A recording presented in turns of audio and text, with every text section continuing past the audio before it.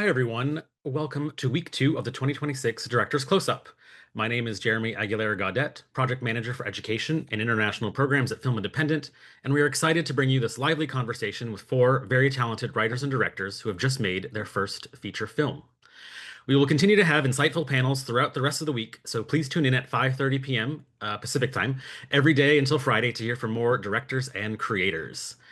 I would like to thank this year's incredible supporters of the Directors Closeup, the Directors Guild of America, SAG Indie, and IMDb Pro. And thank you to our 2026 Film Independent Spirit Awards supporters, premier sponsor Lavazza Coffee, principal sponsor IMDb Pro, and official partner Fiji Water. We appreciate their support and devotion to the independent film community. Thank you for joining us on this Monday evening to hear from our panel. To ask questions, please use the Q&A function located at the bottom of your Zoom screen. We will get to as many of your questions as we can during tonight's panel. And here with us today are Kate Beecroft, writer and director of East of Wall. Hi, Kate. Thanks for joining us. Hi. Bryan Fuller, writer and director of Dust Bunny. Hey, Bryan. Hello. Alex Russell, writer and director of Lurker. Hey, Alex. And Constance Tsang, writer and director of Blue Sun Palace. Hey, Constance. Hello. And moderating today's panel is producer Shelby Stone. Welcome, Shelby, and I will turn the conversation over to you. Thank you. I appreciate that, Jeremy. Hi. I'm so delighted that I was invited to do this again. I've done this a couple of years. It's always one of my favorite things to do. I want to start by apologizing for the blank wall. I'm on location and in a condo rental. So, there we are. But I wanted to just start by saying this year is such an interesting year because you have these, and for me, incredibly wrenching stories in Blue Sun Palace and East of Wall about regular people who are trying their best to get by, mixed with the absolutely fantastical Dust Bunny, which, if anyone knows your work, Bryan, in television, is just extraordinary. But this like wild story about, which is not in a genre that's, usually identified with film independent, but is so wonderful and so original. I was just knocked on my bum, which is a wonderful thing. And then Lurker from Alex Russell, also known for his work in television, but uh, broke my heart in a completely different way about the line with fame and admiration and love and stalkery and all of these deeply complex psychological issues. And I would love if each of you could talk to me, talk to the audience about why this story, what about these characters in this world that made you want to have this be your directorial and in some cases writing debuts. I will just pick someone to just start. And Bryan, you look very excited. So let's start with you. First of all, thank you so much for having me, and it's an honor to be nominated in this award with these films and these filmmakers. And I got a chance to see a little bit of everybody's movies, and I am amazed at the filmmaking and the storytelling, and uh, am so deeply admiring of the way everyone on this panel tells stories. And I don't think I could do what everyone has done with their films. There's a remarkable amount of restraint and intimacy to all of these stories. So there.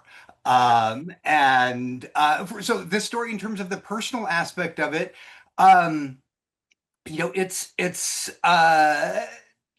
I'm weighing how to respond in terms of like the deep gooey of it all, or the fun of it all. And I'll go with a little bit of both. I love French maximalist storytelling and also came from a very tricky childhood where I may have made similar wishes that the protagonist of this story made. And so this was, in many ways, candy coated therapy, if that makes sense. Yes, that's a perfect way to describe it.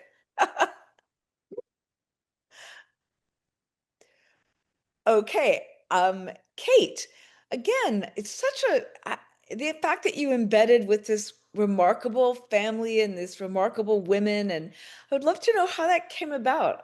I was so taken by it. Yeah, thank you.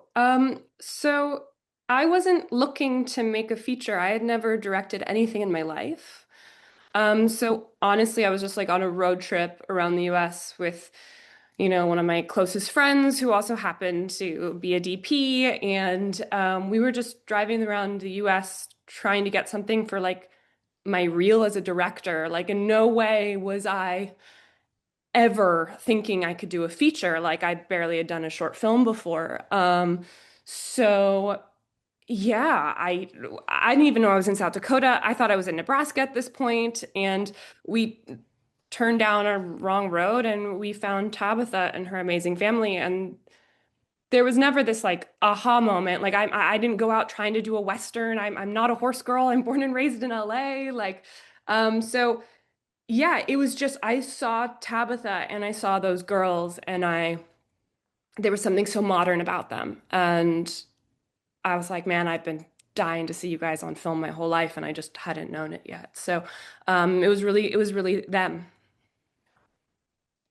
They are beautiful, wild, original women that just make you kind of fall in love and sometimes on occasion shake your head, but it's Yeah, extraordinary. they're Um, incredible. Yeah. yeah, that's so Like all cool. like I'm glad that you discovered them because I didn't, watching your movie, there's so much about them that I too was like, I haven't seen these women before, and I haven't seen these actors before, and I haven't seen these faces before.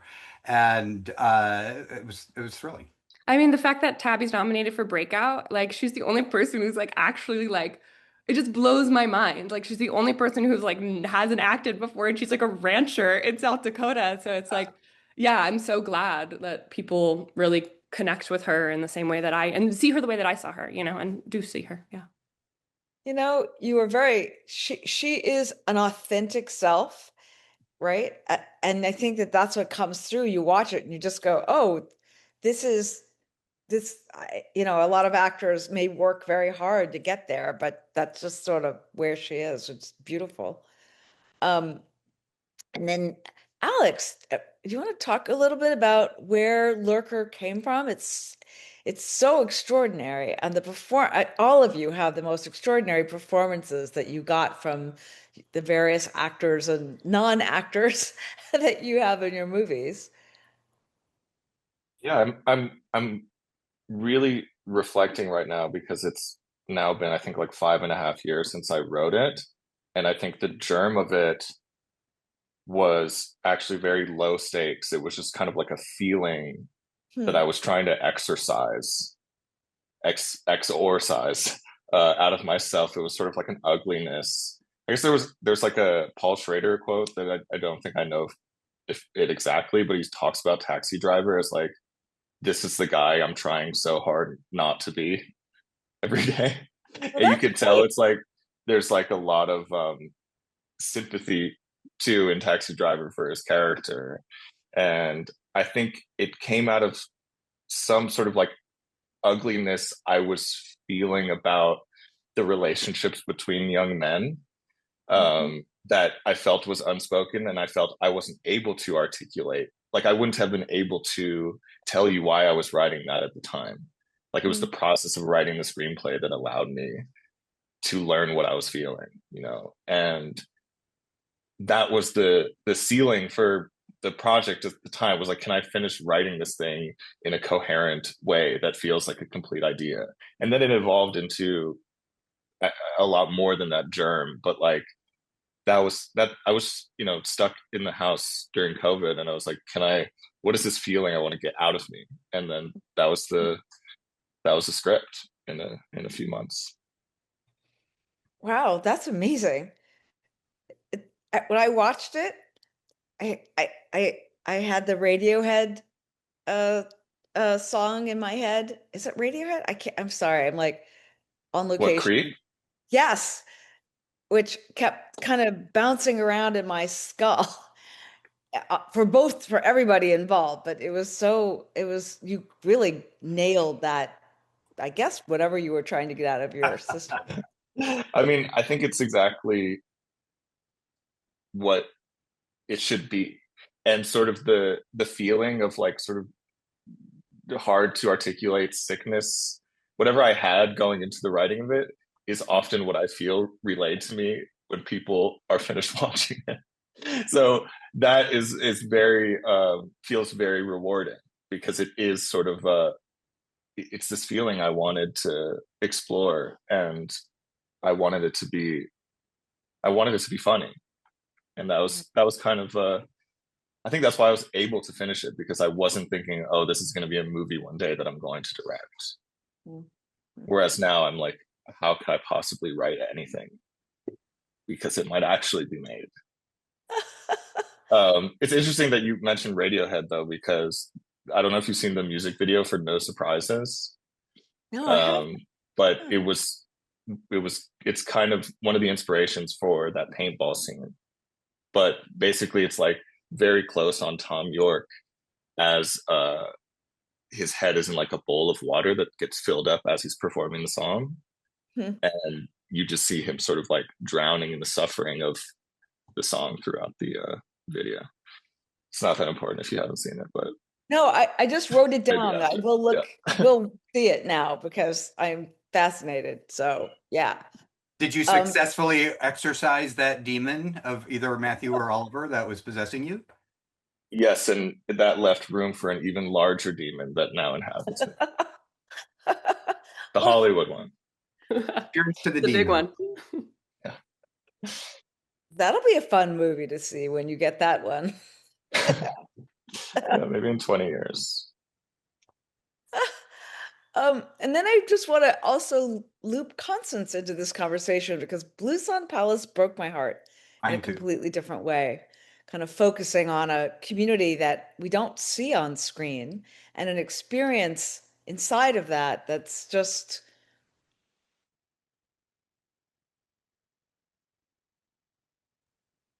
So sorry, Shelly, but that I would did not hear you. Yeah, you went Oh out Oh, my for a God, I thought sorry. that second. was Is my it my Wi-Fi. Thank God. It was the demon. It was the demon. It was Alex's demon. It was the Oh, lurker hi. demon. Sorry, Constance. I was saying the Blueson Palace broke my heart, and that you got these extraordinary performances from people, and it's a community you don't see, an experience of that community you just I don't think I've seen. But I'm really curious about where and how that story evolved for you. So I first started writing it when I was still in film school, and at that time there was a New York Times article about Tsang, who had died during a police raid at a massage parlor that she was working in. And I thought that the story was interesting because it took place in Flushing, where I grew up, and I hadn't really been so connected to it, I think, since I had left for college and moved away several years after. And I think from that moment, there was something that I felt very curious about the story. And it's not just because of, I think, what was happening to her and to this particular world that she was in, but also the way that this woman reminded me of my mother and a lot of the women that I had grown up around. And it slowly just became, like amalgamation, I think, of yes, what was rooted in reality, but I think my own sort of feelings towards grief and how to really survive. And I am very interested in neorealist cinema, and I think this was sort of my attempt at trying to make something that I loved and films that I loved. And, I guess it's the age-old write what you know, and it felt like a very familiar territory for me. Well, I'd love it It's if such a you beautiful movie, Constance. It's Congratulations. Thanks, Bryan. it's Thanks. really beautiful. And I would love it if all of you could just talk a little bit more about the process. So you wrote these stories, whether that's exercising demons or exploring a world or happening upon a world like Kate, or getting, or I don't know what you'd call it, articulating your childhood revenge fantasies in Dust Bunny. So once you get that written, like talk to me more and our audience about the process of how you got these movies made, right? The timeline, the challenges, if there were any, kind of how did that come about? You're going to have to roll call us, Shelby, because none of us want to step on each other. Okay, because you can just Yeah, spontaneously let's just burst start into throwing stuff conversation. out there. That'd be great. Yeah, we need to make this fun to watch. You started it, Alex. Go. I'll just start by saying that it was the hardest part by far. And so much of making a movie is convincing people that you're able to do it, even when you don't really have evidence for yourself. So there's kind of the catch-22 of never having made a movie. But then you can never make one unless you've made one. And I think looking back, it's like, yeah, why would someone let me do that? But at the time, I think I was so impatient, and it probably took like 3 years to get it going at all. And there are many ways in which it fell apart and came back together again. And what I didn't realize at the time was that like all of that in a way is prep. And all of that is an opportunity to like think more about it, or like read more books, or like spend more time on your friends' sets. And, hopefully by the time you get there and everyone's there to help you make it, like you just know every scene and why it has to be there, or what can be jettisoned, or what can be flexible. Or, I feel like by the time we were shooting my movie, it felt like a relic that someone else wrote that I still liked, that I could sort of see as an objective document, and just try and make it the best thing I could. But I think the years that, of like financing conversations and everything falling apart was actually a blessing. Was that the question? Yeah, Yeah. that answers that question. Absolutely. I think for me, it was, I lived with this family for 3 years, teaching them how to act. So it was just like, I felt an immense amount of pressure to make this happen. And so it was almost, I feel like you have to be naive in order to make your first film in the best way possible. Wow. And I think that for me, because I had no resume, no one knew my name, no one knew who these actors were. I'm saying I'm working with 98% non-professional actors. I've never done anything. My DP's never done anything. Who's going to trust me with anything? So about a year and a half in, I wrote, people do pitches, like reel, like, sorry, not reels, but they'll film a scene to like pitch it. But I filmed a trailer, because I feel like subconsciously, like a trailer gives hope. It can show what I want to do with music, energy. And so I wrote a trailer, shot it with, all of my savings, which was dwindling because I was living in South Dakota and like, but that's really what gave people the confidence to, like, my producers came on board. That's how I got kind of everything rolling. Also gave me the confidence to see that I could do something, and it made me excited because there is something about a trailer that gives you like hope and excitement. Um, and yeah, and then there was also an immense amount of pressure because these kids are growing up. So there's a huge difference Right. between like Portia telling this story, who's like, as like a 14-year-old versus a 18-year-old. Like their bodies change, their energy changes. Like so, yeah, it was a lot of pressure there. But after I got this trailer going, things happened pretty quickly, which was incredible. Yeah. They could have aged out of their own parts that were based on that. Totally. That's And so that was my interesting. worst fear, So, So so were you like were you having to be like a little more assured in what you were telling them? Like, no, this is gonna be a movie, this is gonna be a thing.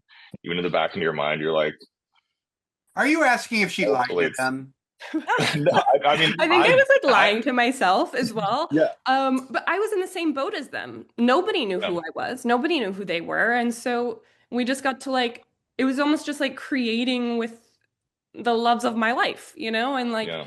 it was but yeah, it was a lot of pressure because I had spent so much time and they've chosen to open up to me in a culture that they didn't need to do that. That's not what they're taught. Yeah. So yeah, it was really scary because I was so nervous. I didn't really care about letting myself down, but letting them down was like, oh my God, And then when the SAG strike, trying to get the SAG waiver, and so that set us back. And so it was, and then also shooting in South Dakota it's so, the weather's changing like crazy, and the rodeo seasons are going out of season, and it's just yeah, it was just a time crunch because I would have to wait another year. But I had amazing producers who saw my vision and they pushed like hell. So I guess I could add I think the hardest thing about making your first feature, similar to what Alex is saying, is that no one is really going to like just hand you the money or anything like that to make it easy and happen for you quickly. And so I had stayed with the story, I think, for like about 5 years, writing for about 5 years. And it's changed so much, I think, from the first draft to what we shot with. And the draft that we shot of the draft that we shot with, it's essentially when we got the money to make it. And I think we don't talk about it enough that, in I think in this current climate, to make films on this level is so incredibly hard. And something that was really helpful in getting this finance was to write a version that could be made as cheaply as possible. So I would say that was the sort of biggest learning lesson, I think, in getting this film up and running. Oh yeah, I did that too. There was a point like years into the process of You know, not getting the movie made where someone was like, "Hey," like it was almost like a whisper. It's like, yeah, "Hey, by the way, no one's ever gonna make this unless you cut it down to like 20% of what it is right now." yeah. And that sort of shook me so much, and I was like, "Okay, like let me do the most skeletal version of this script," and I cut it down to the bone. And then when we actually went to like there was in that version of the movie, like the entire movie takes place in the house, and like they're never leaving. And I remember being like when we were prepping, my producers were like, "Oh, actually, like we can bring a couple more things in. Like you actually cut it down too much." And then I was like, "Okay, now I know exactly what I would bring in if I had just a little bit more resources." So like all the fat was cut. And then I was like, Mm. okay, I can have this and that. Like I know exactly what I would want if I could like have one more location or something like that, you know? I It's think you're that such an amazing 100% actor. learning curve. Yeah. Yeah. Like once you do Um, it, you're like, oh, yeah.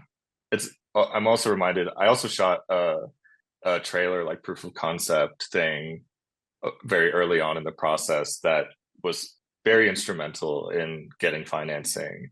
I remember what's funny about it is like at the end of it, this was like how like far-fetched I guess it was at the time, but like at the end of it, it was like it would say if you like LURKER 2022. Like that's when it was going to come out.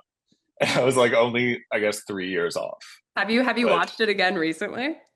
yeah, yeah. I show it to people sometimes. It's like, I mean, it was shot for $0, but I do feel like it kind of is the movie in a way. And the Well, it's tone your of first it is, instinct, right? So that's what's kind of special about watching it. You're like, oh, I still had that instinct going forward, even years later. yeah. Brian, I would love Um, to, yeah, jump in. the so a little bit different path with Dust Bunny in that it started out as an episode of television. But it also took 5 years. And someone had told me once when I was writing it that expect to work for 2 years not getting paid and spend 5 years trying to get it made. And that bore out like fairly accurately. And when the person said it to me, I was like, you don't know. And they knew. And that was kind of the timeline that it took to make it. And we were under a little bit different circumstances in that I have a career as a showrunner, and so there was a bit of an advantage of uh, I had a body of work, of writing work behind me that helped sell me as a director, even though it was still, 5 years of living and dying and bouncing from one studio to another studio to another studio and finally getting able to make it and going to Budapest with an amazing cinematographer named Nicole Whitaker, who was very much like my big sister in a way. So I feel kind of spoiled in that I had a very experienced cinematographer who could hold my hands and guide me through this process in a way that I felt so protected and secured by, and also with a really scrappy crew. We didn't have the right equipment. We I think we had a crane like 2 days of the shoot, and we have a 10-year-old lead, and so it's 6 hours on set, three in front of camera, and good luck. Also, there's a monster. And what was really astounding at every turn is how everyone stepped up to support. The we One of the Hungarian crew members we called Techno Fairy, because every morning I would come in with my storyboards and he would say, "How long do you need the crane today?" And I would say 60 feet. And he would start strapping scaffolding together with belts and build a crane every day. And I would use Cadrage on my phone to sort of show the cinematographer and the crew what I wanted the shot to look like. And Nicole was always like, "It's very nice that you can twist your iPhone around on your hand to get those shots, but we don't have any of the equipment to do those shots. We don't have any of the heads. We don't have any of the technical pieces that we need to support you. But I'll get it as close to what you've done with your silly little iPhone as I possibly can, with ingenuity and people just liking the movie and liking the story and wanting to help as much as they can. And I think that was the big takeaway for me as a director on set for the first time as a director, as opposed to, some dippy writer running around correcting dialogue. That so many people were there, and it's like, find your helpers, find the people who want to row the same direction that you do, because there are so many people in the water that want to sink the boat and don't want you to move forward. And I was very fortunate enough to be surrounded by people who did, and including the cast. So there were, many times where Mads Mikkelsen and Sigourney Weaver kind of behind my back were fighting fights for me that I felt, it's it. I say it felt scrappy, but I think it was nothing like particularly Kate and Constance's and Alex, so much that you were doing in that film. Uh, there was Well, we I didn't have cranes. yeah, I don't think any of us had cranes. Yeah. and you probably didn't have crew that knew how to build them out of scaffolding that they stole from another set. So um, I feel both at a disadvantage and an advantage in terms of the resources that I got to Yeah. play with compared to the size of the other filmmakers' movies. But I think what I had in resources, I see what Kate and Constance and Alex did with the intimacy of their storytelling and the yearning of their characters that translated beyond any sort of technical advantage that they would need because they were delivering the stories with or without those cranes. How Brain. did you feel, Bryan, going from TV? I do feel like show running has a lot of overlap with directing, Well, depending on. yeah, show running is sort of directing the directors, Uh, but setting in a tone meeting in my office and saying, you have permission to make a pretentious art film.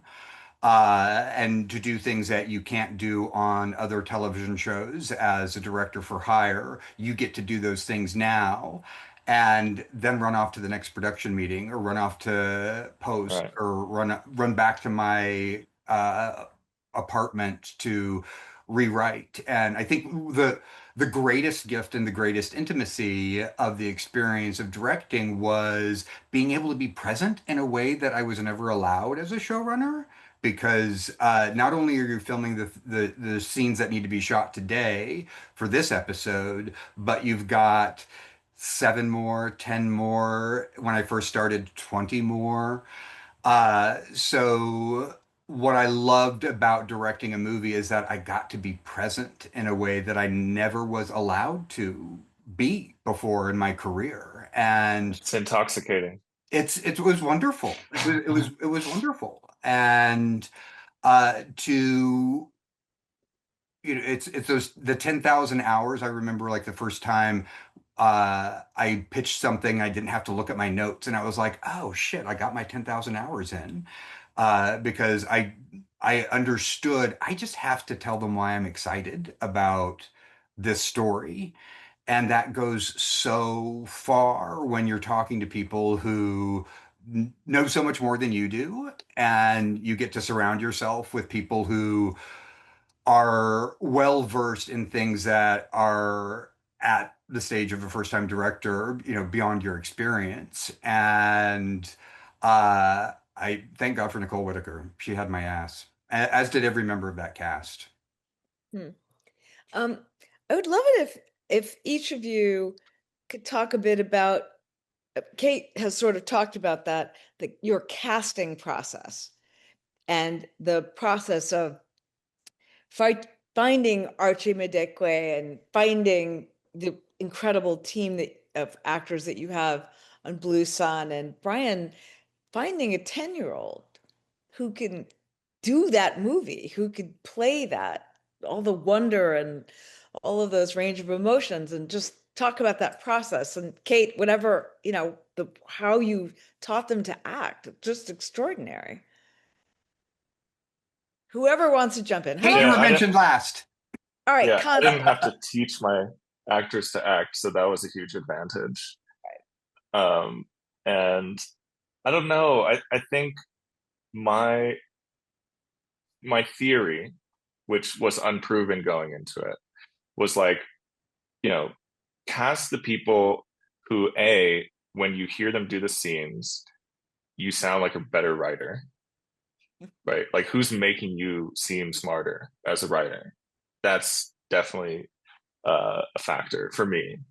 And then there's the conversations that you have with the actors where you're like, okay, this person has a whole world around this character that they've already sort of envisioned. And if that doesn't have to be exactly what you envisioned, but if it's within sort of the larger world, then I think it's an advantage. And also, like, as you start to build out an ensemble, you get a larger sense of the tone of the group and how they all relate to each other and how they all talk to each other. And then you might have thought this, like the fifth role would be a certain kind of person, but now that the other four are filled in, you're like, oh, actually, like, this makes more sense. Now maybe I need a softer touch here or a harsher one. And so all of this sort of like the harmony of voices starts to come together. I think that's the other thing about your first movie taking as long as it does is it's great because it gives you more time to be thorough about casting, to spend more time with your actors, to get to know them, to be friends with them, to let them be friends with each other. Even that's all like baked into getting to set on the first day. It's like if everyone kind of knows the movie that they're making, and I sort of include department heads in this. If you like meet your DP 2 years before shooting and you board stuff out or shot list out a year before shooting, then you already have a language going into it. And it's you don't really have that much time on set to figure out what your language is. So the more that you can just like surround yourself with cast that I think the other thing is like all of my cast knew that it was my first time. So they were like, we're here to help you. We've actually done a lot of stuff. So we know what it's like to be on a set. We know that you understand this movie. We may understand what some of your blind spots are going to be. So I think being open with that up front was pretty helpful. For Yeah. each, no, go ahead, Constance. I just hear my name peep out from your voice, Shelby. So, Well, because I'm really curious. Yeah. yeah. I mean, I have a little bit of a different approach than Alex, I would say. I mean, language was something that was particularly difficult on my film because Mandarin is not my first language. And so I didn't really, especially with Lee Kang-shen, who plays Chung in the film, the conversations weren't very it wasn't like the dialogue that we're all having here today. And I think for myself, like I first and foremost cast actors that are most similar, I think, to the people that I wrote in my script. And I think what I'm looking for, especially in this film, because it didn't have so much dialogue, I was really looking for presence and I was really looking for faces and I was looking for the actors to give me something that is beyond the words. I needed actors that had like a sense of almost like spirituality because that was a tone that I wanted. And it was important that I think, especially for making a film that was predominantly in Mandarin, that there was a level of like cinema that I can achieve without the sort of like traditional dialogue. But with that said, there's a certain level of trust, I think, that you're trying to create. And even though we might not have the same sort of communication style, my team and myself included, like we're doing our best to make everyone feel very much like a family, especially we're working very hard days. So I think collaborating in that sense and making sure that we trust each other and we trust the decisions the actors will make and knowing when to step in, like all of that was part of the process on how I was choosing who to work with and what is, of course, like the group dynamics of all these things. But it was, at the end of the day, it was a mix of very seasoned actors and non-actors. So how do we make everyone into sort of, working on the same wavelength, I think. But it was a very interesting process, I must say. I love how much air you gave everybody to be, I'll say it again, present in the scenes. And there were moments where it wasn't necessarily like rat-a-tat-tat dialogue driven, but Yeah. what people weren't saying was just as important as anything that you could have written in dialogue that was very powerful. Yeah. I All love it's the quietest Harold moments. Pinter. I was just gonna say I love Harold Pinter, and I right The before Pinter pause. right, yeah, exactly. And right before I shot this, I was reading, I was going for some of his plays, and I was just reminding myself that I think a lot of acting and dialogue, like what is not said is the choice. And I Mm. think it's very revealing. So I'll leave it at that. That's brilliant because that's exactly what you got, Yeah. right? In that silence, in your film, the silence is so moving. And at some point, you know, it kind of settles into one's heart in a way that's so beautiful and overwhelming and really quite extraordinary, I thought, as an emotional experience. I always talk about Kate Bush's voice resonating at the same frequency as my tear glands, and I feel like the silences in your movie did that. Oh my God, I love that, Brian. Beautiful. My That's gorgeous. Oh, God. I need to I need to crib get that. tattooed. Yeah. Um, and then, I mean, it's such an interesting approach. And then, Kate, you have this completely unique, the opposite sort of, where you found the people, and then did you build the story once you found the people? Yeah, I mean, I would say, 98% of the film is all things that I've witnessed with them over the 3 years or stories that they've told me. The only fiction part is Roy Waters, who's played by Scoot McNairy, but casting for that, um, with Jennifer Ely as well, those were my two professional actors. And I mean, they've been directed by the greatest directors in the world. So, and yeah, this is like when we were looking to see who's gonna play these roles, it was like I just knew that I couldn't have. There was no room for divas on a set at a ranch in South Dakota with non-professional actors. So because also these kids, they're like, I don't know who you are, so they'll like hand it to them, if that was ever going to happen. So it's very, and also when you're dealing with docufiction, you have to keep that bubble, that docufiction bubble. So like let's say I would never get him, but let's say I had Leonardo DiCaprio as Roy Waters. The whole time you'd be thinking, that's Leonardo DiCaprio. And we would not care about Tabby and her family and these original voices, original faces. So for me, I really wanted someone like Scoot McNairy, who is a chameleon. I also knew he was from Texas, and this is a role he wouldn't normally get. And to me, that's really exciting because I used to be an actor, but I feel like I've witnessed constantly amazing actors getting pigeonholed into like this is who you are and this is your type. So yeah, I want to take Scoot out of that, and then Jennifer Ely. Ironically, we went to the same drama school together. I mean, not together, but years apart, but went to the same drama school. So I knew her background. Um, and I knew that when you're a theater actor, you know how to work with ensembles. And that was something that I really wanted in that role. And so, yeah, but it was definitely like out of Jennifer Ely's comfort zone in the best way. And it was amazing to see how they all embraced it. I mean, Scoot McNairy would hang around and I would turn, he wasn't even called to set, and he'd be like on a dirt bike with the kids.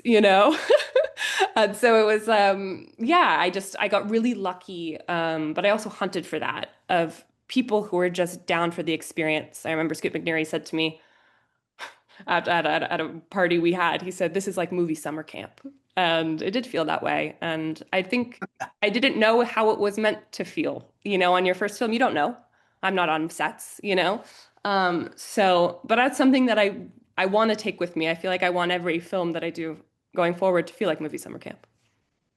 That's great. It And does feel like summer camp. and then Brian, well, you had two icons, Yeah. Mads Mikkelsen and Sigourney Weaver, like we can all daven in front of you. That's So amazing. fun. Then I would love to know how you found your 10-year-old. How did you find her? Well, Sophie is this little Scottish girl, and it all starts with the right casting director. I worked with Margie Simpkins on this movie. I've done a couple of shows with Margie, and Margie's done a lot of big films. She casts all of the Avatar films for James Cameron, and she cast a wide net. I think there were something like 9,000 submissions that she whittled down to 900 auditions. And I saw 20 of them that we narrowed down to 12 and then to three. And Sophie had a very thick Scottish brogue, and we were like, she stood out immediately. She has, all of those kind of Amblin child star sort of looks, whether it's Fairuza Balk or Drew Barrymore or Chloe Grace Moretz. She has those kind of like the big eyes and the round face, and didn't feel like acting when we threw her on top of a table and shook it vigorously just to get her reactions without dialogue and to see how she was going to perform about being thrown around on a bed by a giant rabbit. And the trouble was initially with her accent is that Maz has a very thick accent and it's very sloshy. And my Danish friends say he's hard to understand even in Danish. Like it's not his accent, it's him. We said to her, it's like, we love you. We think you're great. But if we cast you and Maz in this movie, nobody will understand what anyone is saying. And she went off and watched TikTok videos for a couple of weeks, taught herself a flat American accent. And when we were at this sort of do or don't stage of casting, Margie called her mom, and it was like 1 o'clock in the morning, and she was, said, "Look, we really like her, and the window's closing. Do you think she can read this scene with an American accent?" And her mom went up, woke her up, like out of a dead sleep, and said, "Do the scene right now for Margie." And but in an American accent, and did it. And Margie's like, "Okay, we're cool. We're set." This girl's got it. So for me, one of the best things about working with a child actor, because everybody says don't, but those days were my favorite days because there's not a lot of directing that you can do as Sigourney Weaver. She comes in with ideas that are brilliant and has because she's done all those Christopher Durang plays. She has, an ear for cadence that was always like, oh shit, this is like Alex said, it's like, she's making me look good.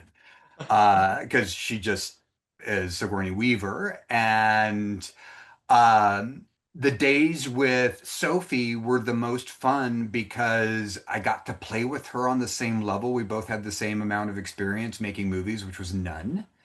And I got to play with her. And I don't want kids. But I love kids and I love sort of like, playing with kids, whether it's like card games or, all my friends' children's I have good relationships with because uh, I really do enjoy their company. And we just got to play in a way that you couldn't with an experienced actor, where I could say, okay, but do this line again, but do it this way. And I could do line readings with her where she would go, aha. But the smartest thing I think we did on the production was we hired a concierge for Sophie, who was Lena Cruz, who plays the mother early in the movie. And I was telling her about the film, and she's like, "Okay, if you're going to be casting a child actor, I was sort of Danish Jodie Foster in the early '80s and had a big hit." And you need somebody that's going to translate that world to this child in a way that allows them to remain a child and also a professional that gives them a taste of a potential career, or is this just something fun that they're doing? And so one of the smartest things was bringing her on to be Sophie's acting coach and just adult translator for the world, because the kids are, the way Lena was putting it when she was telling me that I needed this role on the production, was you forget they're so small. They're so small and everything is so big, and there's so much yelling on a set, not necessarily because people are angry, but because you're communicating across vast distances. And you need somebody there to say, like, okay, when the director asks you to do that again, it's not because you failed. It's because you are on an adventure with this person and you're finding this character together. So all the ideas that you think that are right, that you prepared, be ready to let them go and have fun. And that was, I think, all of our chief goals, was to make sure that Sophie had a good time making this movie, because if she didn't, then we all failed. And so that was, we talk a lot about intimacy coordinators for adults, but we really need adult world coordinators for children. And I'm curious to hear from Kate how she navigated some of those things with the child actors in her film, who are a little bit older than Sophie, but not too much. Yeah, no, I mean, I would still, one of our cast members was 11. So, that's so interesting. And I really, really relate to that about having like, you know, the intimacy coordinator, but you need that for kids. Yeah, I think the way with docufiction, but also working with kids, giving them ownership, and because it was tricky because it's their story, um, that they were able to have the power to change scenes with me. So I'm not a precious director. I'm not going to pretend that I know all the answers to everything. So, you know, I would ask the kids, "What would you do here?" Okay, I can see this does it feels artificial coming out of your mouth. Let's come up with something else. And they would, you know, Jesse, one of the teenage boys, he loved every aspect. Like there was times where he was pulling focus. Like he learned so much throughout, so it gave him ownership. And they also gave him, he'd come up to me and be like, "Hey, can I have a shot of me doing this on a horse? I think you'll really want this." Or like, so it came down to ownership of their story because it is their life. But I think if I ever work with child actors, which I love working with child actors and teenagers, that I would go with the same approach so that they feel full ownership as well. Um, we're coming up on an hour, and there's a lot of questions from the audience for each of you to really, everybody's talked about having done a proof of concept, but just talk more about the step in finding your producers and how you went about finding the financiers. Did you put together lookbooks? Did you just rely on doing a trailer, as you mentioned, or doing a proof of concept? Because people really have a lot of questions. I think probably even more than normal, because it's become even harder to hit these targets. So I don't know who wants to start, but I think people really would like to hear a little bit about that journey as much as the rest of this. I'm just gonna say I want to see Alex's trailer. I'll send it. I'll get you a Yeah. link. I also made like a sort of like a reel that was just references to other like YouTube clips and like just like an amalgamation of other movies and shows and stuff that I felt could be helpful tonally for what I was going for. It was even just something for myself to have, I guess. But I think the truth is like you're never gonna regret overdoing something like that, where it's like it's all just communication with yourself, and like you can present whatever you want to someone who might be interested in helping you make the movie, but you're not going to regret making like 100-page lookbook, even if you're not going to show that to anyone. All of the process is an opportunity to like remind yourself of what it is, and then that's so much of what my experience of directing was. It's like reminding everyone what part of the story we're at, what's going on in all the characters' heads, right? And if you've gone over it a million times in a visual way, in a script way, you won't regret that, even if it's not the thing that like gets you the big, step forward. Um, and how did you find your producers, and what was the process of finding funding for you? Um, I- I'll answer this in a slightly different way, but I'll say that like there's a delicate balance with first features because, and this applies to producers and cast and department heads, but it's like you are so desperate to make the movie, but you have no leverage. So I feel like there often be a situation where it's like, you know, the first person who comes to me saying they're like interested in doing this or that on the movie, I'd be like, oh my God, yes, great, you're perfect. Because it made the movie feel more real to me when anyone wanted to get involved in it. But the other thing is like you have all the time it takes to get started to actually like be more thorough and build out your team with people that really understand what you're trying to do. And it's, I don't know, I was very just eager to work with whoever wanted to be involved. But I think once I had once I had like my core producers, it was a little more structured, I guess. And I don't know. It's all, I guess my answer again is like, take your time finding your people, because by the time you start shooting, I feel like over 90% of the decisions have been made. And it's all about who you ended up hiring and casting. Constance, how did you find your producers? Did you go through an agency, a sales agency? Like, how did you find the financing? So Tony Yang, who is very near and dear to me, we went to film school together, went to Columbia together, and he has been, from when we were in film school, he has been shooting my directing exercises all the way to producing my first feature, and this has been a very long relationship, and it really just kind of came out of film school. And with financing, I will be very honest and say that it all came from private financiers. There is absolutely no way that, like, we kind of went through the production company route, and my agent at that time had sent out email upon email, and everyone said no, and all the institutions said no. And so this was literally just private money. Thank Yep. you. Good Yeah, for you. You're welcome. it's great. That's amazing. I mean, that's the bulk of these questions, really. It's like people want to know Yeah, of how. course. Yeah. And then did somebody connect you with those private financiers, or was it just the process of looking that started having these other doors open? Yeah, absolutely. It was Tony hustling.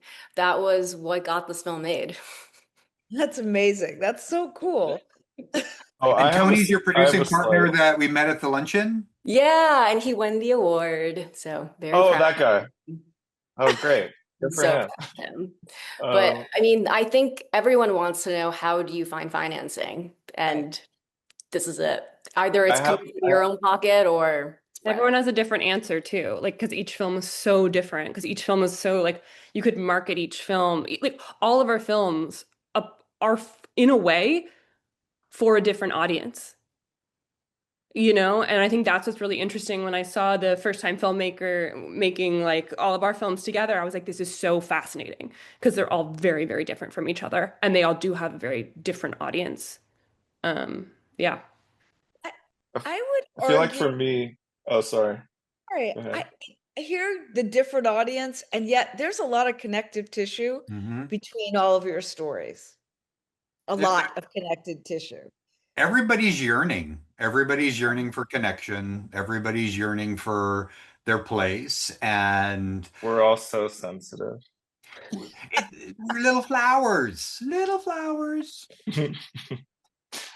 I think one more useful thing I could say about that is, for me, once there's like, it goes from you have $0 invested in your movie to $1, the rest of it is way easier to get. It's kind of like startups in a way where like whatever seed funding, you hear about something getting a little bit of money, all of a sudden it's a legitimate thing that people want to get involved in.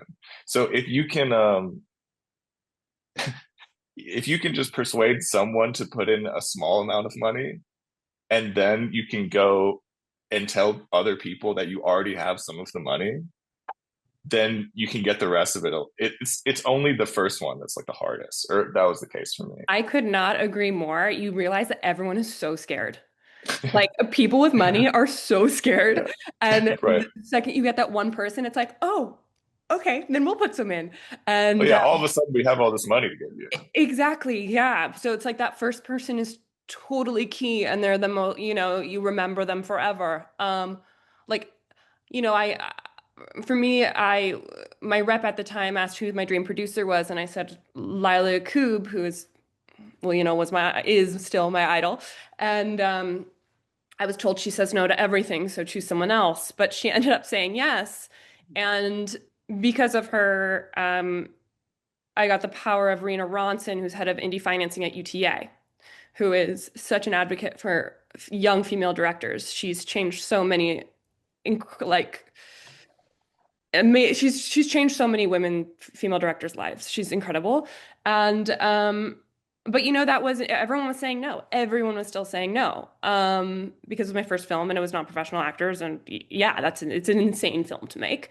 But then because of the pressure that I felt, because no one's gonna love your film as much as you do, um, I went to commercial companies.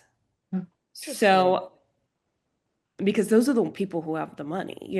So yeah, we got little private equity. Okay, I'll give you 200,000 here. Here's 100,000, and you're just like hoarding it all. But then, yeah, I reached out to a commercial company, and that's how I ended up getting the bigger chunk of money, because they knew someone who was private equity, and commercial companies are like, great, I would love to slap my name on that for an EP credit, because yeah, we want to build that slate. So that's how we got the money for East to Wall. Oh, that's brilliant. Well done. Very. I Dust Bunny bounced around quite a bit, different studios, would live and die, different producers as well. Like they came and went and came and went and came and went because a lot of them were tied to a studio, and then the studio was like, if you can make this into a Jason Statham movie, we'll help you, and if you can't, then we're gonna drop it. There were a couple of studios who wanted to completely shift the point of view off of the little girl and onto the hitman. And I was like, I'm sorry, I'm that little girl. I've got to tell her story. And so there were a lot of people who just kept on dropping out. And E1 finally was like, okay, we'll make the movie and we'll get you financing and we will approve Mads Mikkelsen because that was also another kind of point that I wanted him to be in the role. And a lot of studios were like, you know, European actor, we're not banking on him. And finally, E1 did. And there was one champion at E1 and one sort of detractor. And the champion would just sort of like hold it up, and then the detractor would shoot it down. And then she'd hold it up again, and he would shoot it down. And so that happened quite a bit. And then finally, they were like, okay, we'll greenlight it at this amount. And I was like, great, I can make it for that amount. And then they were like, just kidding, it's significantly less than that amount, take it or leave it. And so it was through a more traditional studio system, but that doesn't necessarily imply it's an easier road, because there are always people. Honestly, it seems way harder. Yes, it was, and it was also, uh, I'm still not DGA, and so there was a lot of things where it's like when the budget was done, particularly when you're shooting internationally, and you get a local studio that's going to produce it called a service company. And that service company was like, we can do the movie for that amount of money. And I was like, I don't know how you can, because we've got 6 hours, 3 in front of the camera with the lead actor and a monster. And they're like, here's our budget. It's brilliant. And I was like, it's not though, because you don't have post in it. And so we can make the movie, but we can't finish the movie. But they were like, nobody will notice. So there was all these like weird little tricks that different producers were playing with bond companies and financiers. And then you would find out from local people who had worked with different elements that certain people were not trusted. We lost a lot of crew when they found out who our local service company was. A lot of people were like, we're out. Not going to happen. So it was such a strange minefield where you're just clutching your baby to your chest and running and hoping you don't lose a leg, and then realizing like, oh, I guess I won't get paid for this. I'll just put it back into the movie, and we'll like hope down the road that eventually I'll get paid in a way that I don't have to like feed it back into the movie. So the studio system, although it promises a smoother road, that shit is cobbled.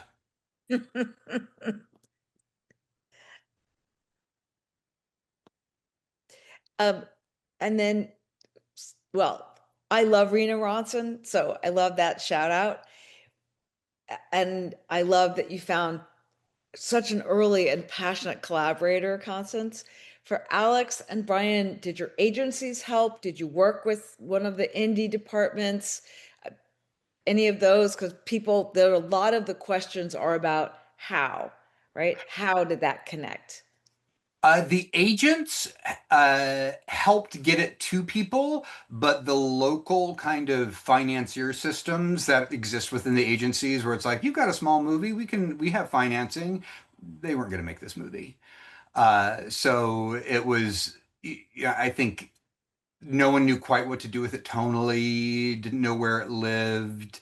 So it wasn't an easy sell. And I think looking at the tonal variety of everybody's movies on this panel, they're it's amazing that we all got to make our movies. Totally. Agreed. Yeah. Um, then I would say the kind of remaining part of the questions that are coming in have to do with how did you find your respective heads of department? Did you start with the DP? How did you build that? Each of you. My problem is I am in love with every DP. I love DPs so much, and I respect what they do so much. And I think it's because it's so not my skill set. And it was so the, big brother or sister that I needed to make coherent visual sense of the movie that I could only you know, describe with words. And I'm not the most precise when it comes to talking out a scene, but if someone has started to understand how I talk about things, then they'll be able to interpret it. I think I ended up hiring my DP, Pat, because we had such a great meeting about the material, but also because he had made like almost 10 movies of this exact scale. So he knew how to work with the first time director, and I think he liked it. I think he likes the freedom that you have when you're working with someone for which it would be impossible for me to like micromanage him. And I had to really just trust what he was doing along the way. As long as we had enough conversations leading up to prep, like we were going to be good. There were times when, you know, he would be setting up a shot, and I didn't even know what it was until we were on the monitor, because I was putting out another fire, or I was, just focusing on what I knew, which was like, you know, rewriting something or talking to the actors. But yeah, I mean, it's such an important thing for any first feature, just to like surround yourself with department heads who are there to help you. Oh, is there a chat? What? I just saw there's a chat. Um, Yeah, I agree about it's like when someone asks me for advice on assembling crew, I'm like, get people who are better than you Yep. in like the best way possible. Because it's people who, um, Sarah Polley, one of my favorite directors, said in a podcast, people don't realize the least experienced person on the film set's the director. Yeah. mhm. And it's so true. And it's so lonely because you feel like you're meant to have all the answers and you don't. So when you're creating, because it takes years to make a movie as a director, and then by that time your DP's already done 3 other films, your gaffer's done 6, and so yeah, there was something really about like assembling a crew that's it's so vital, and it's like what Alex said, it's like it's 90% there once you assemble that crew. Um, but yeah, for us, we my DP had never shot a movie before, but he's amazing. And so he's the one who found the story with me, so we understood the instincts of these people and how to shoot them. Um, but we lucked out because we shot during the SAG strike, with a SAG waiver. But lucked out because so many people weren't working. So we got an amazing crew who, you know, has done so many incredible films that I bow down to. And we got them and it was like, here, we have no money. Do you want to go shoot this crazy indie film in South Dakota? And they said yes, because they didn't have anything else they were doing, which was amazing. Like our horse, our stunt coordinator, our horse wrangler, they do all the Yellowstones, they do all the John Wicks, Hidalgo, the old man, like they're like horse gods. And we got them for like basically $0 a day because first off, they were excited to do something new and no one had been working a long time. So it was just we just got really lucky on East of All because of that. And I'm forever grateful for them. Yeah. Similarly, we were shooting during the strike with a waiver and got a lot of crew that were available. And Constance, how did you had this amazing producer, but then where else did you start with your department heads? Did you start with a DP or a production designer or? DP first. Norm and I had been, well, he shot my thesis short, so we had, I guess, like a shorthand for how we would talk to each other, and something that I think I always look for in a DP. Like, I think that's a very sort of sacred relationship, and I'm someone who is very close to camera all the time, and I'm I I feel like for myself, what I look for in a DP is someone that shares a similar philosophy and a similar taste that I do, and also an understanding for a kind of pacing, some like all these like very internal things. And I think Norm is not only is he just like a brilliant cinematographer, a great visualist, but he's an incredible collaborator. So for myself, like we just spent so much time talking about not just the shots that always kind of came last, but really about the intentionality of each scene and what were we trying to achieve, I think, with each shot. Um, so that came from just like working together, and the rest of the team, my producers had found them, and we did the process of interviewing them, and we have really just like the rule of hire kind and smart people, and that's the way we sort of led the rest of the team. I also started Great. with the cinematographer, with Nicole Whitaker.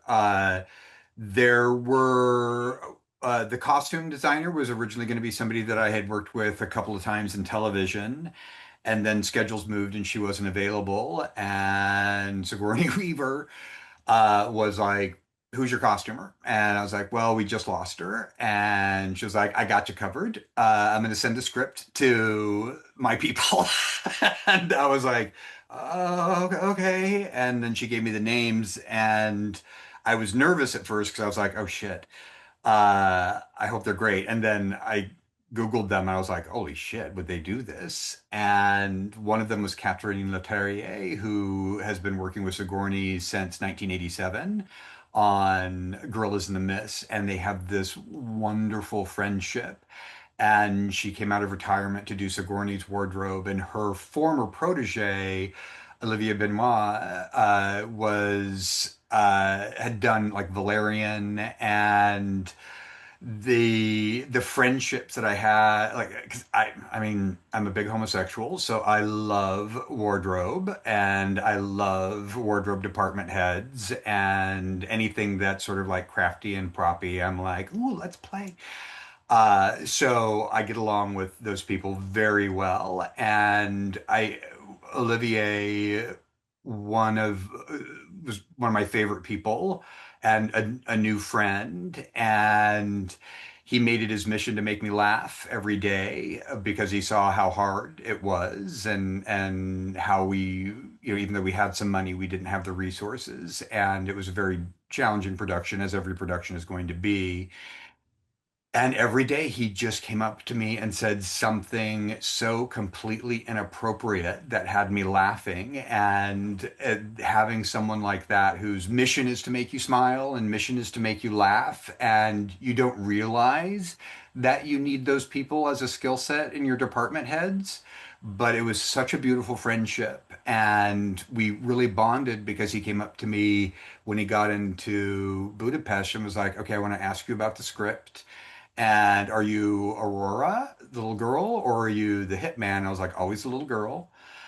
And we had a long conversation about how he was a little girl and how he would have made that wish. And it became about not just sharing the experience of making a movie, but sharing your life and your life story with like-minded people who see something in the story that you're telling that relates to them as well. And then before you know it, you realize that you've made a friendship that feels like you've had it your entire life. And that was so beautiful and so rewarding. And uh, I I'm so grateful for both Olivier and Catherine. I mean, Catherine was like pushing 90 and on set, sitting in my director's chair and just having a great time coming out of retirement, hanging out with her best friend Sigourney Weaver. I mean, how cool is that? So those kind of unexpected things about you expect everybody to do their jobs, and you expect everybody to kind of support and elevate. Uh, but I didn't expect the level of intimacy and friendship that I walked away from the production with. And if I talk too much about it, I'll cry, because it really was those guardians that you're like, okay, I'm in the shit. I feel like one of the things that none of us have talked about yet is the days that you end feeling like a failure. And I would say all but two of the days of shooting, I felt like a failure. And Really?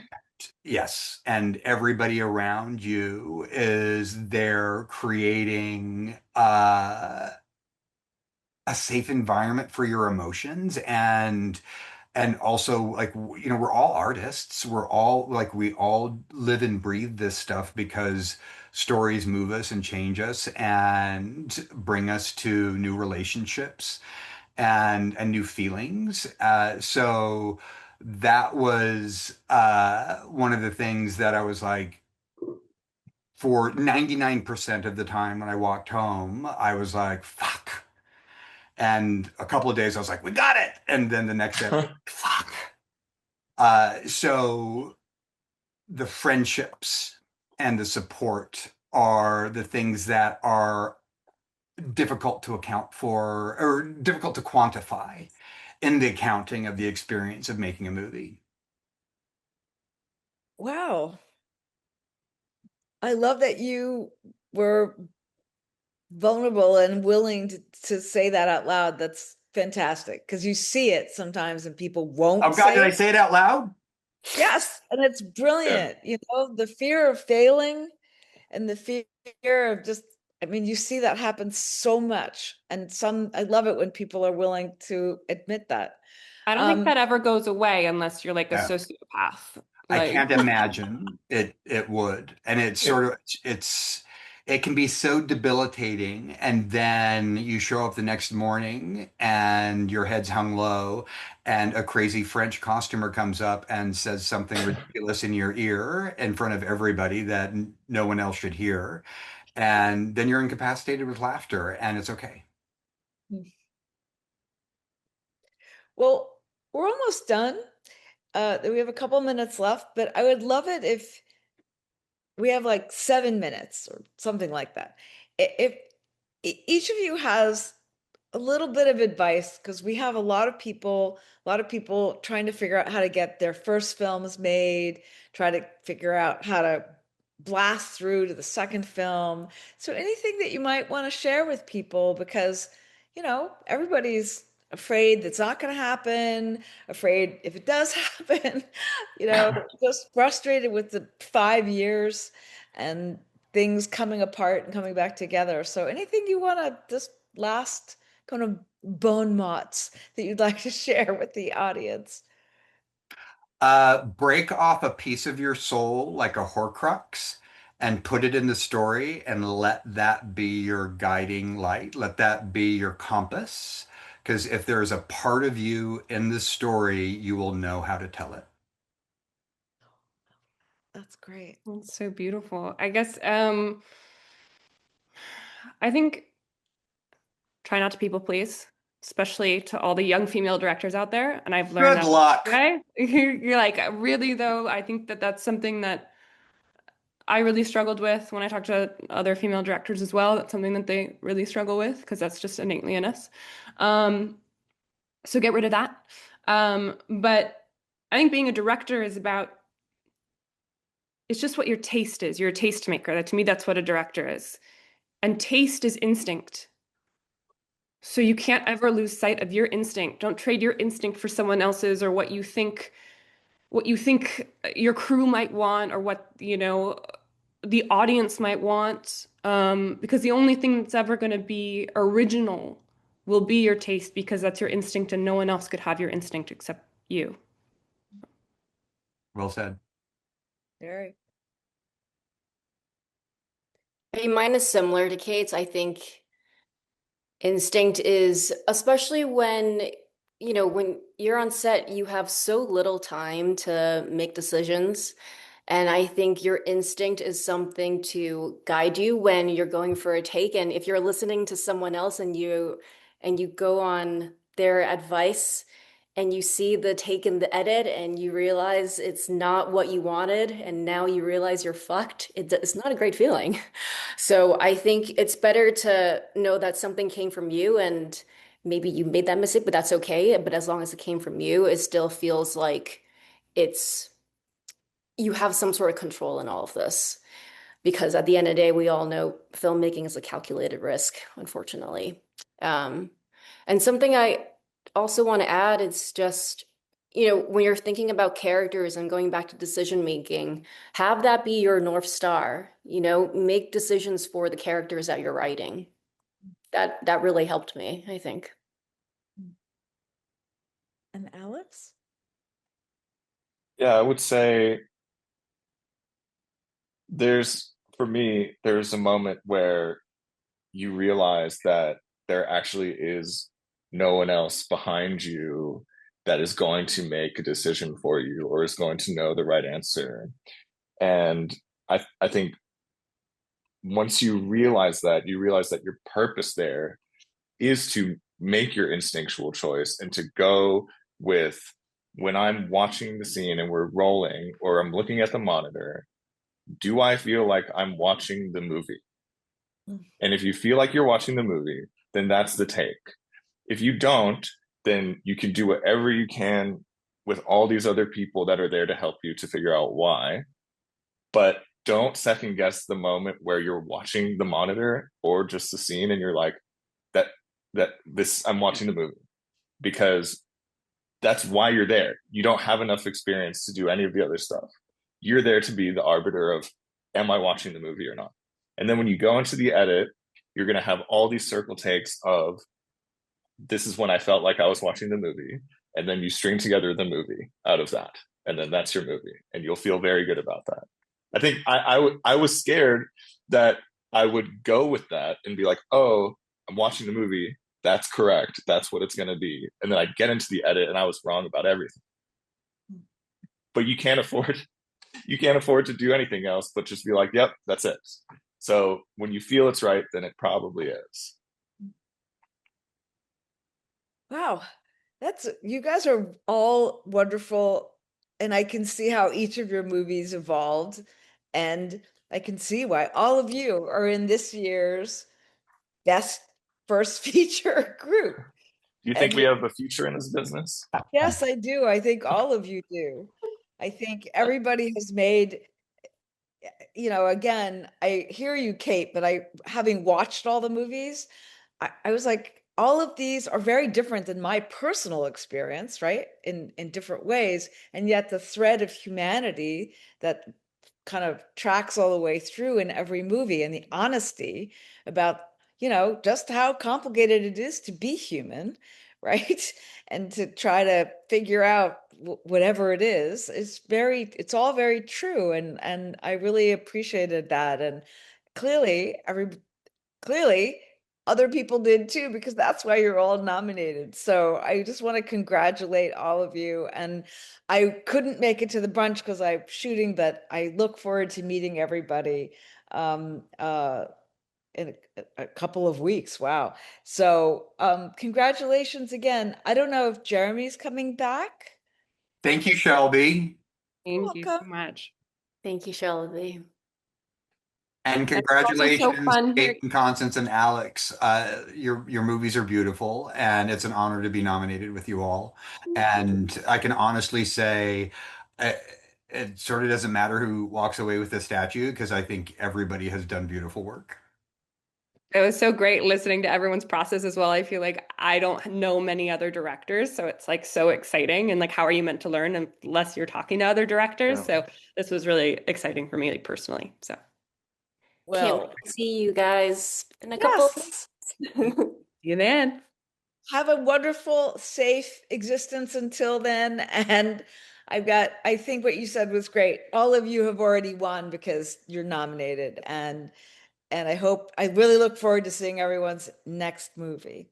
So Me thank you. too. Me too. Thanks to Film Independent for having us all, and take care. Thank you. Thank you guys. Bye. Thank you.